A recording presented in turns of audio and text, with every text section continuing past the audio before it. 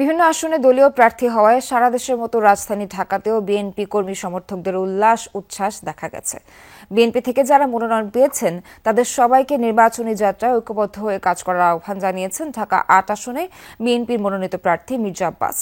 সকালে নয়াপল্টনে বিএনপির ভাইস চেয়ারম্যান সাদেক হোসেন খোকার ষষ্ঠ মৃত্যুবার্ষিকী উপলক্ষে দোয়া মাহফিল ও আলোচনা সভায় এ আহ্বান জানান তিনি। বলেন, দেশে অরাজকতা চলছে, তবু দেশের মানুষ দেশপ্রেমিক ব্যক্তিকেই ভোট দেবে।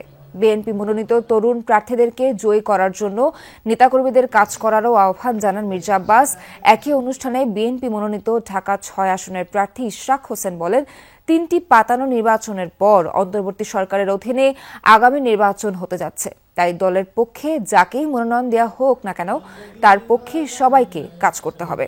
অনুষ্ঠানে ঢাকা ৪ আসনে বিএনপি প্রার্থী তানভীর আহমেদ রবিনও মনোনয়ন পাওয়ায় দলের প্রতি কৃতজ্ঞতা প্রকাশ করেন।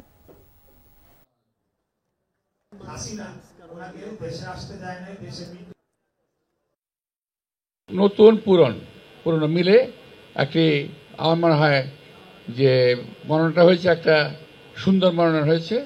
দল যাকেই মনোনয়ন দেখ বা না দেখ, আমরা ইনশাল্লাহ ধানের শীষের প্রার্থীদের বিজয়ী করার জন্য ঢাকা মহানগর দক্ষিণ বিএনপির পক্ষ থেকে সর্বোচ্চ ধরনের প্রচারণা এবং নির্বাচনের অন্যান্য যে ধরনের প্রস্তুতি প্রয়োজন সেটি আমরা করব। নতুন করে যে বাংলাদেশ বিনির্মাণের স্বপ্ন, যে সংকল্প বিএনপি দেখিয়েছে, বিএনপি কথা বলছে, সেটি পূরণে আমরা দায়বদ্ধ থাকব।